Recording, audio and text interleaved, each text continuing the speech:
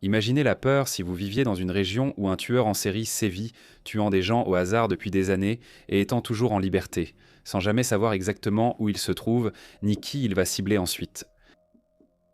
Rien qu'aux États-Unis, il y a des dizaines de tueurs en série actifs, toujours en liberté en 2024, en attendant de frapper leur prochaine victime, qui ne se doute de rien. Nous allons examiner 5 tueurs en série présumés, venant du monde entier qui sont probablement encore en vie, mais qui n'ont jamais été arrêtés pour leurs crimes odieux. Fermez vos portes et commençons.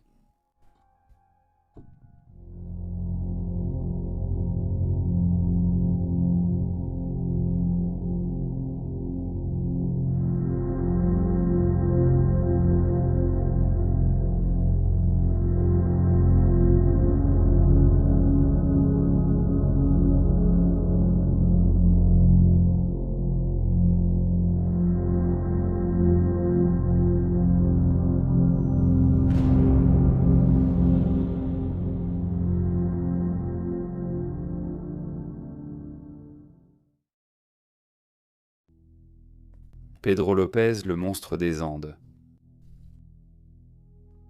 En 2005, il y a eu une controverse lorsque le livre Guinness des records a inscrit Pedro Lopez comme le tueur en série le plus prolifique. Cette inscription douteuse a maintenant été retirée du livre, mais le tueur n'a pas été retiré des rues. Pedro Alonso Lopez est né dans une grande famille colombienne en 1948. Il a eu une enfance difficile. Sa mère était travailleuse du sexe et son père a été assassiné à La Valencia 6 mois avant sa naissance. Dès l'âge de 8 ans, il était sans abri dans les rues de Bogota où il a souvent subi des abus sexuels. Adopté à 12 ans par une famille d'immigrants américains, il s'est enfui après avoir subi une agression sexuelle d'un enseignant. Il a sombré dans la petite criminalité et a été emprisonné pour vol de voiture en 1969. Pendant son incarcération, il a été attaqué par 3 autres détenus qu'il a ensuite tués, bien qu'étrangement il n'ait écopé que de 2 ans pour leur meurtre. Après sa libération en 1978, il s'est rendu au Pérou, où il a tenté d'enlever une fillette de 9 ans appartenant à une tribu indigène locale. Les membres de la tribu ont capturé Lopez, l'ont déshabillé puis enterré dans le sable. Il a été sauvé par un missionnaire mais expulsé du pays, affirmant plus tard avoir tué plus de 100 filles là-bas, principalement des autochtones enlevées dans la rue. En avril 1980, les environs d'Ambato, en Équateur, ont été touchés par des inondations qui ont mis au jour les restes de plusieurs jeunes filles disparues. Lopez vivait en Équateur et les autorités soupçonnaient qu'il avait tué les filles. Il a été arrêté après avoir tenté d'enlever une fillette de 12 ans. En détention, il a refusé de parler mais a fini par avouer à un codétenu infiltré qu'il avait tué plus de 200 personnes en Équateur, 100 au Pérou et beaucoup d'autres en Colombie. Son mode opératoire consistait à attirer les jeunes filles hors des espaces publics avec un cadeau avant de les attaquer et de les tuer à main nue.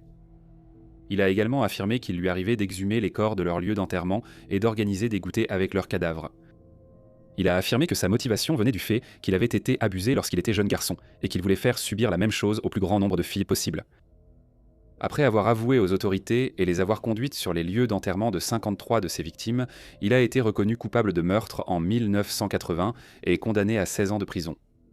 Incroyablement, c'était alors la peine de prison maximale en Équateur.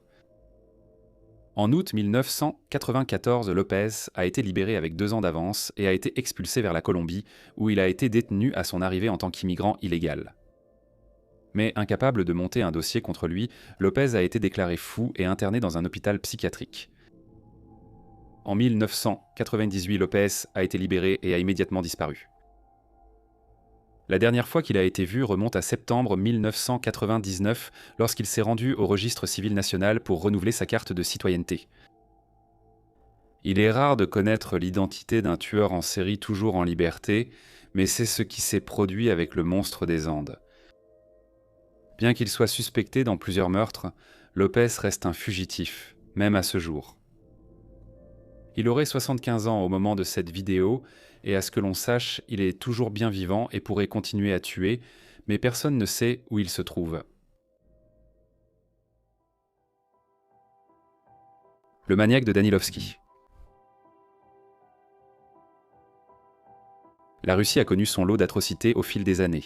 Attentats, zones de guerre, urgences radiologiques et tueurs en série.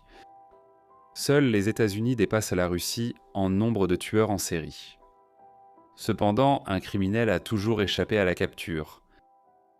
Connu sous le nom de maniaque aux yeux ternes ou le maniaque de Danilovski, cet individu inconnu est responsable des meurtres d'au moins 7 femmes entre 2004 et 2007.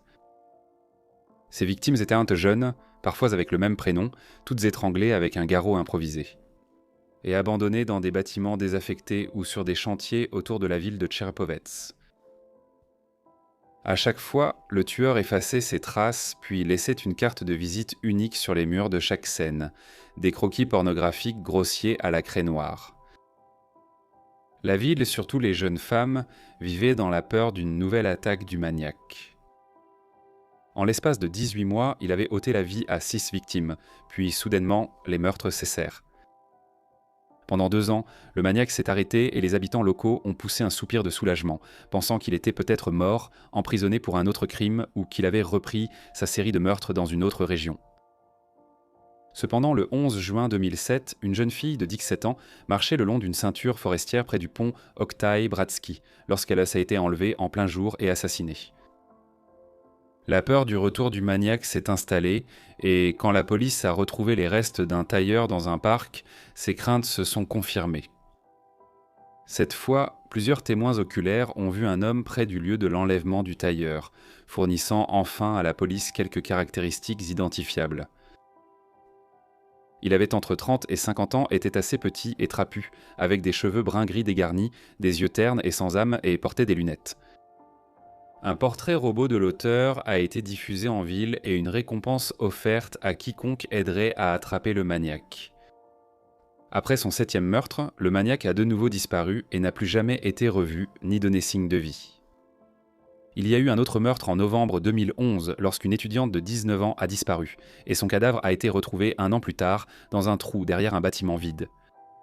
Malgré les similitudes, cette mort n'a jamais été officiellement liée au maniaque. Donc aujourd'hui, à moins qu'il ne soit enfermé ou mort, le maniaque de Danilovski est toujours en liberté, attendant peut-être le bon moment pour frapper à nouveau. L'étrangleur de l'Est. À l'automne 2006, un tueur en série rôdait à Atlantic City.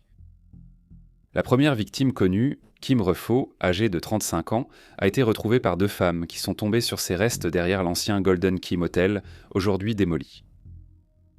Le motel se trouvait le long d'un tronçon à 5 voies de la route 40 appelé Black Horse Pike. Le motel avait une mauvaise réputation et accueillait souvent des travailleuses du sexe. Le 20 novembre, d'autres victimes ont été retrouvées. Les corps de Tracy Ann Roberts, 23 ans Barbara Brodor, 42 ans et Molly Dilts, 19 ans ont tous été retrouvés abandonnés dans un fossé de drainage rempli d'eau à l'arrière du même hôtel. Elles étaient toutes habillées, sauf leurs pieds, que l'auteur a utilisés pour les ancrer sur les bords du fossé afin qu'elles ne flottent pas. Leurs corps ont été méticuleusement disposés, les bras étendus et la tête pointée vers l'est, ce qui a donné naissance au sinistre surnom de l'étrangleur de l'Est. Les femmes avaient été placées à environ 100 mètres les unes des autres et aucune tentative n'avait été faite pour les dissimuler. Les détectives d'Atlantic City pensaient qu'un seul homme avait tué les victimes séparément, puis les avait abandonnées sur une période de 5 semaines. Parce que les victimes étaient exposées au grand jour et soigneusement disposées, les enquêteurs ont écarté tout lien avec le tueur en série de Long Island, également connu sous le nom de Gilgo Beach, qui a assassiné plusieurs femmes entre 1990 et 2011. Il a pu tuer pendant de nombreuses années jusqu'en juin 2024, lorsqu'un architecte de Manhattan nommé Rex Heuermann a été inculpé pour 6 des meurtres. Les premiers meurtres ont semé la panique et le motel a été appelé « Motel de l'enfer ». Mais le tueur est resté insaisissable malgré le travail acharné des détectives. Le profilé criminel Jean Kelly pense que le tueur a un fétichisme des pieds et qu'il a peut-être tué dans le cadre d'un certain rituel religieux. Voici une partie du profil criminel détaillé qu'il a établi du tueur.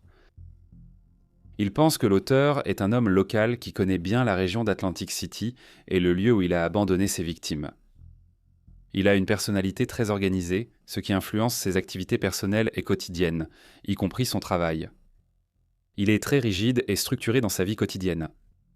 Il a sans doute un fétichisme des pieds, une collection de chaussures et chaussettes féminines, et il est antisocial et narcissique. En phase préoffensive, il a peut-être évoqué la nature pécheresse de la prostitution ou soulevé des inquiétudes économiques sur l'impact des prostituées sur la valeur ou la réputation d'Atlantic City. Dans sa phase post-offensive, il dirait des choses comme « elles ont eu ce qu'elles méritaient » ou « bon débarras ».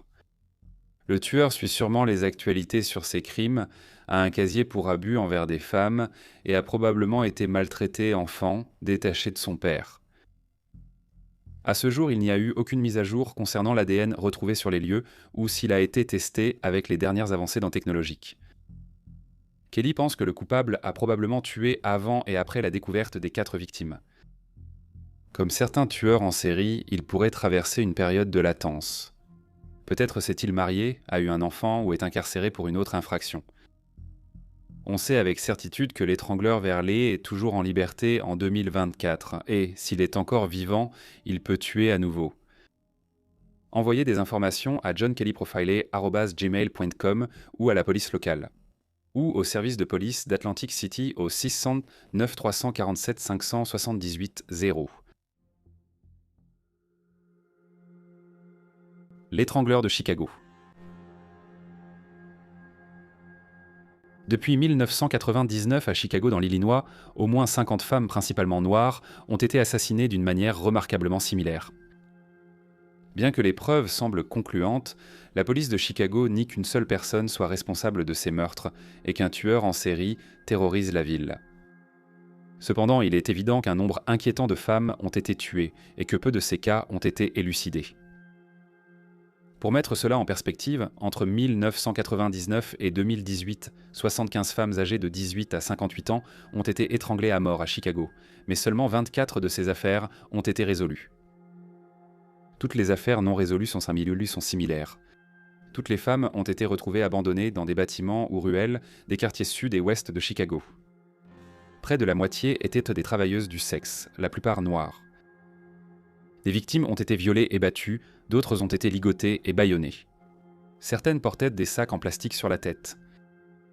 La plupart ont été déshabillées et certaines ont été incendiées. Une chose est sûre, elles ont toutes connu une fin brutale. Chacune de ces femmes avait une famille en deuil et des enfants qui ont perdu leur mère. Malgré la fréquence et la violence de ces meurtres, peu ont attiré l'attention significative des médias. Elles sont souvent seulement évoquées, comme une femme jetée ou abandonnée dans un bâtiment. Beaucoup de gens pensent qu'un seul tueur en série, surnommé l'étrangleur de Chicago, est responsable. Thomas Hargrove, le fondateur du projet de responsabilité sur les meurtres, pense qu'il existe un schéma dans l'affaire de l'étrangleur de Chicago que la police néglige. Hargrove a créé le MAP en 2015 après avoir enquêté sur le tueur en série Gary Ridgway, qui était responsable de la mort de près de 70 personnes avant son arrestation en 2001. Il a fallu beaucoup de temps à la police pour reconnaître que Ridgway était le seul auteur des crimes. La plupart des victimes ont été retrouvées dehors, souvent dans des ruelles ou des propriétés abandonnées, ce qui est assez rare. Près de 75% des victimes montraient des signes évidents de mobiles sexuels à leur décès. La plupart d'entre elles ont été retrouvées partiellement vêtues ou nues, et Hargrove a du mal à croire que 50 est une femme ait été tuée par 50 est un homme ou femme différent. Étrangement, les meurtres se sont arrêtés en 2014 pour ne reprendre qu'en 2017. On a déjà observé cela chez d'autres tueurs en série, brièvement incarcérés pour d'autres délits ou restant longtemps sans tuer. La police de Chicago a rencontré Hargrove et analysé ses données, mais reste sceptique quant à la présence d'un tueur en série unique. Les preuves ADN recueillies sur les lieux indiquent qu'au moins 21 individus différents sont responsables. Cela signifie que potentiellement 21 tueurs se trouvent dans la région de Chicago et n'ont pas encore été arrêtés. Que se passe-t-il ici ? 50 est une femme, assassinée, aucune affaire résolue. Beaucoup de gens pensent qu'il s'agit de l'œuvre d'un tueur en série, mais peu importe si une ou plusieurs personnes sont responsables de ces meurtres, ils sont potentiellement toujours en liberté. Le poignardeur de Little Rock. Le 29 avril 2021. Le département de police a publié une vidéo sur YouTube pour alerter les citoyens de la ville de Little Rock, dans l'Arkansas, au sujet d'un tueur en série qui utilisait un couteau pour attaquer et tuer brutalement des personnes au hasard. Le premier meurtre a eu lieu le lundi 24 août 2020 lorsque Larry McChristian, âgé de 64 ans, a été poignardé à mort sur Gaines Street. Larry n'était pas de Little Rock. Il y séjournait chez sa fille sous probation. Quelques jours avant son meurtre, il avait été transporté aux urgences en ambulance, mais il a été relâché vers 6 heures du matin le 21 août. L'hôpital a tenté de joindre sa fille sans succès, puis a donné à Larry un ticket de bus et des infos sur les refuges pour sans-abri. Quand son père n'est pas rentré à la maison, sa fille a alerté la police et 2 jours plus tard, ils ont retrouvé le corps de Larry et ont pu l'identifier grâce à ses papiers de sortie de l'hôpital. Des images de vidéosurveillance ont filmé l'agression et montré l'agresseur debout au-dessus de Larry, le regardant mourir. Un deuxième meurtre a eu lieu le mercredi 23 septembre 2020. Encore une fois, la victime était un homme âgé de 62 ans, nommé Jeff Welch. Il a été retrouvé dans une maison abandonnée, souvent utilisée par les sans-abri. Malgré de nombreuses blessures par arme blanche, la police n'a pas qualifié l'incident de meurtre. Ils l'ont aussi décrit à tort comme noir. Le 11 avril 2021, Deborah Walker a survécu à une attaque du poignardeur de Little Rock. Deborah a été poignardée au moins 15 fois lors d'une attaque frénétique. Walker, déjà connu de la police pour divers délits, a dit que son agresseur était un homme noir. Cependant, il sera révélé plus tard qu'elle savait qui l'avait attaqué. Le lendemain de l'attaque contre Walker, Marlon Franklin, âgé de 40 ans, a été retrouvé mort sur un passage supérieur près du 2710 Wright Avenue. Elle avait reçu plusieurs coups de couteau. Beaucoup pensaient que le tueur en série était Juggler, déjà connu pour avoir menacé des résidents avec un couteau et pour son harcèlement. Juggler avait été filmé par les caméras de surveillance et les habitants connaissaient tant son nom. Sa troisième victime est surtout la police. Le tueur présumé aurait une quarantaine d'années. Il est connu pour sa forte consommation de drogue et sa détention liée à sa santé mentale. Il a purgé 2 peines de prison pour violence conjugale. L'affaire a attiré l'attention sur les réseaux sociaux et a poussé des justiciers locaux autoproclamés super-héros de la vie réelle, connus uniquement sous les noms de Totian, Master Legend et Shadow Vision, à annoncer qu'ils traqueraient l'homme responsable des meurtres. Mais surtout, malgré de nombreux témoins et le survivant ayant donné son nom, il n'a pas été arrêté en lien avec aucune des attaques. Aujourd'hui, en 2024, on ignore où il se trouve exactement, et s'il le souhaite, il semble libre de poursuivre sa série de meurtres. Voilà, c'est tout pour cette vidéo. Voici 5 tueurs en série qui pourraient bien être en liberté en 2024. Il y a un nombre alarmant de tueurs qui sont encore libres de parcourir les rues à notre époque. C'est en effet terrifiant. Restez prudents tout le monde et on se retrouve dans la prochaine vidéo.